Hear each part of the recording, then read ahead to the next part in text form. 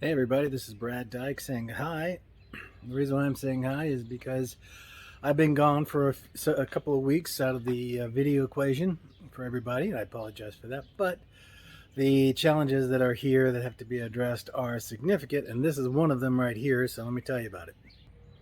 So here you can see this is my current state and condition of my garage area, and it's in pretty bad shape actually if you take a look at it. The overall issue here is that two things. One, my son likes to work on engines and things like that. And to help get him under control, I decided I'm just going to put a bunch of things in the garage so he can't do an engine or something like that, so I can finally get this work done. And secondly, the nature of the work I do and things like that, I need to do some scaling and adjusting and cleaning and so on, so that's what we're working on. But as you can see, I've got my new workbench here. I have another one that's just like this, same color, but is longer and a little higher, and it has a metal top. This is a woodworking bench for all my woodworking and plastic work.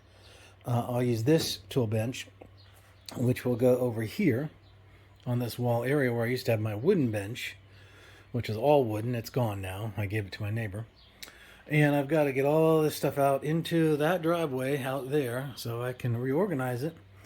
Then I'm going to move everything on this side over to that side, paint that wall after I've repaired it and everything, get it white paint again, same paint, just help cover up all the dirt and stuff that's accumulated over the years. Then I'll move everything on this side back over this way and do the same on that wall, which is still not prepped. It still has some wood on the walls. All that's going to come down and just kind of get this stuff better structured. And over here in the darkness is the work lab, and it's kind of ran over into my work lab as well. If you look in here, you can see I'm quite full.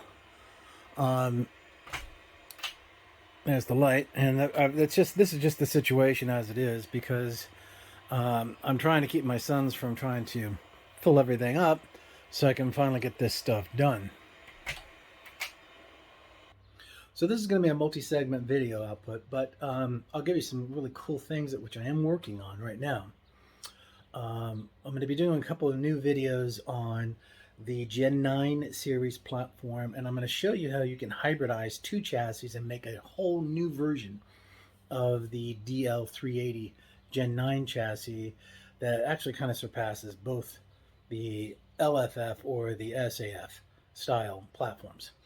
And another one is I'm going to be working on the Dell 910, creating it into a monster compute processing stack with a whole heck of a lot of processors, cores, hyperthreads, and so on, and give me the ability of being able to get that built out with some adaptations to show you how to do that, how you can take a retired server chassis and reinvent it into something more powerful, more capable, and have another 5-10 years of life on it. And the other thing that I'll be working on is, of course, that 910 I'm looking at. I'm going to be donating it to the local library because they need some resources. They use Dell 610s right now, so to have a Dell 910 quad platform with 0.5 terabyte of capacity can allow them to do some compute processing loads, which they couldn't do before. And lastly, I'm going to be doing a series of videos on the operations side of things, talking about the logistics, the logics, the mindsets, the pain that we learn, but really lessons learned to be doing some stuff in a more smarter format. So with that being said, I'm going to get back on the topic of the garage facility to get this place better organized, better prepared to do what I need it to do in the future, be able to work on my vehicles, be able to do special work, and so on. And just as a point of reference, right there are two old Gen 9s. One is an LFF. That's a 3.5-inch chassis design with Cotier integration components, which is not technically compatible with the SAF. Not true. I'm going to show you how you're going to do that. I'm going to show you how you can take the best of both environments and turn it into a 2.5-inch standard footprint that just really rocks and kicks butt and takes names, and it's a really cool experience. These are roughly about $150, $200 on norm. They're usually kind of partially gutted. That's okay. And that's what makes you more capable, by you populating it with your own gear. But these two Gen 9s are going to be part of the show and tell, that which I'll be doing down the road. So with that being said, I'm going to be doing a multi-component video here, which will probably take several hours to make. But I'll merge them all in together into roughly about an hour-long video for you guys to see how we progress on things. And let's hope it goes well. So this is part 1. I'm going into part 2 in just a second. I'll stand by. Okay, part 2. Well, as you can see, you look around here in the background, things have changed a little bit and have pretty dramatically changed the nature of the lab environment in the garage. Here you can see that I've started getting things compartmentalized a little bit.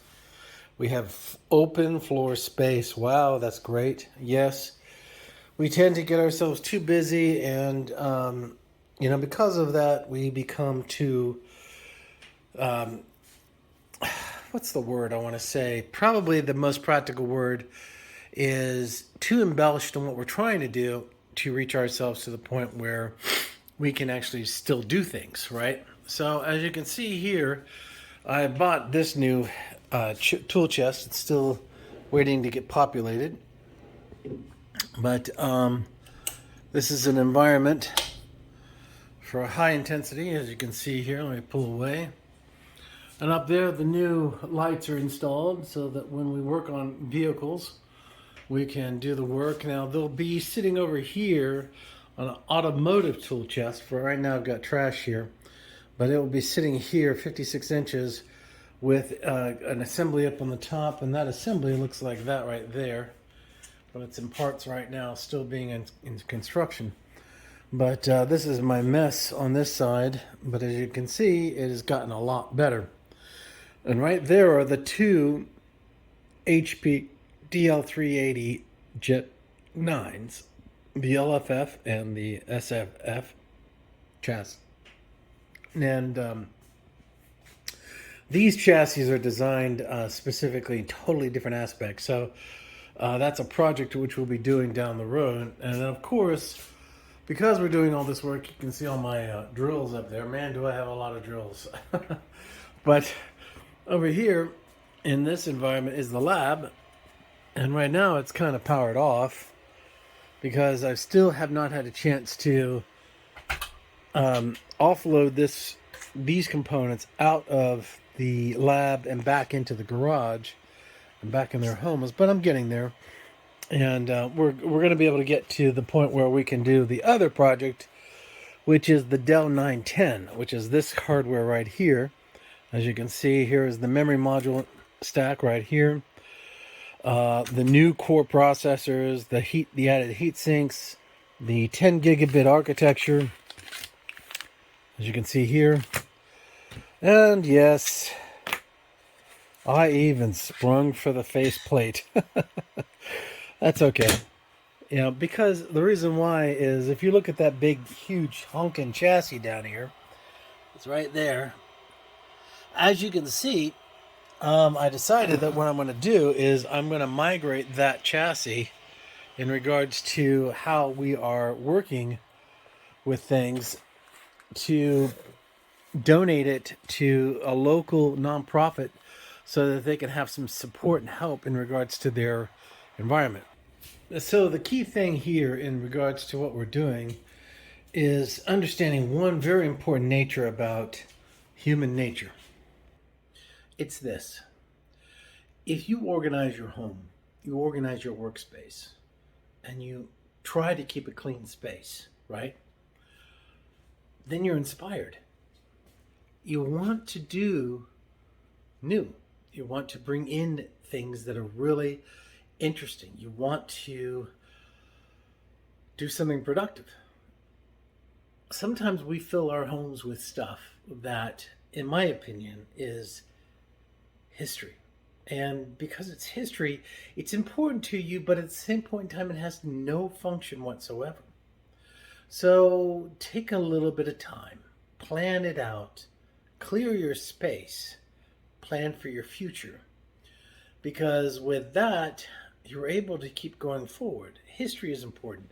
Your memories are important. Valuable natures of the possessions you have their own unique capacity. But you know what?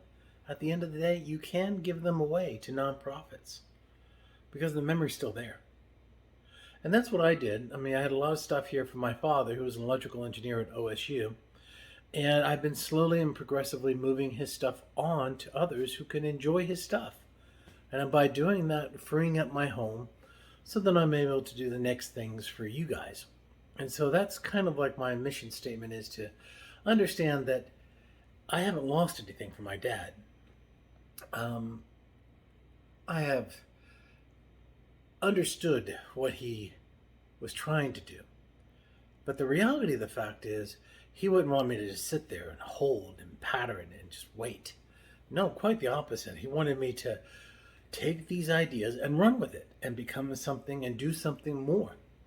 And so, as you can see here, it's given me the ability of removing a lot of dead space, clearing it so that I can be productive even more. And this is important because as I go forward and I go into the next stages of product and design implementation, I am taking the time to make sure that I'm able to do that. And these are important details as you go forward. Get yourself organized. Get yourself able to be at a point and stage where you can start new projects, new implementations, new ideas. And sometimes you just got to stop, take stock, and adjust, then go forward. That really does truly make a difference. Innovation is important. Innovation is critical. But your home, your desire, your sense of who you are helps you be more innovative in your own nature. And that's the whole reason why I bring a lot of this stuff to the table, is so that you can be innovative on your own special way. So with that being said, I'm going to say goodbye.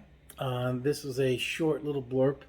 Again, I wanted to wait till I got to about 90 views on my last video before I posted something new, because that would give me a chance, roughly about 30 days, to do quite a bit. And what I mean by quite a bit, I had put in a brand new utility shed in the house, which required landscaping and all of that. And then I put a new 15 by 25 foot patio that will allow me to move my smoker and my wonderfully awesome, cool Oklahoma Joe grill and move those out to the patio under the new awning set.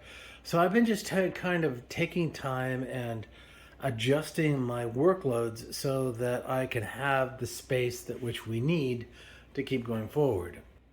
On top of that, I've also got to make sure that I can take care of my cars and all the other vehicles and other devices and so on that I use on a yearly basis. Well, with this being said, this is Brad Dyke signing off. I'm going to let you guys go and just keep focused on the greater plan, and this will all make sense in the future. And this we pray, amen, and I'll let you go. Bye-bye.